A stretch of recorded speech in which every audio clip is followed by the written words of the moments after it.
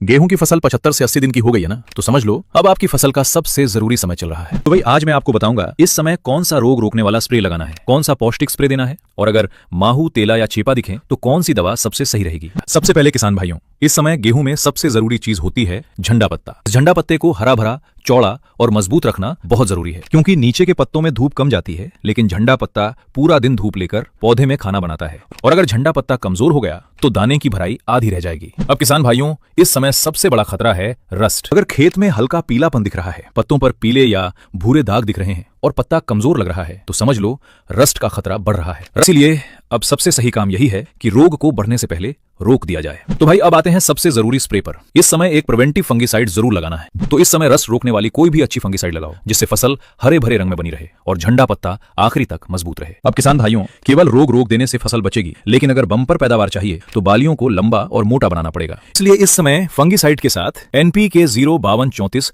जरूर मिलाओ। अब किसान भाइयों, अगर इस समय खेत में माहू, तेला या चेपा दिख जाए तो घबराना नहीं। ये कीट पत्तों का रस चूस लेते हैं, पत्ते को कमजोर कर देते हैं और फसल चिपचिपी हो जाती है। तो इसको रोकने के लिए आप साथ में ले सकते हो इमिडाक्लोप्रिड या थायामेथॉक्सम। तो किसान भाइयों, मैं फिर से एक बार पूरा तरीका सीधा सीधा बता देता हूं। इस समय एक स्प्रे में आपको करना है, पहला रस्ट रोकने वाली फंगिसाइड, दूसरा NPK 05234 1 किलो प्रति एकड़ 150 लीटर पानी में, और अगर माहू या चेपा दिखे तो साथ में इमिडाक्लोप्रिड या थायामेथॉक्सम। बस भाई, ऐसी ही खेती की सटीक जानकारी के लिए अभी चैनल को सब्सक्राइब कर लो, क्योंकि अगला वीडियो और भी काम का है। धन्यवाद किसान भाइयों।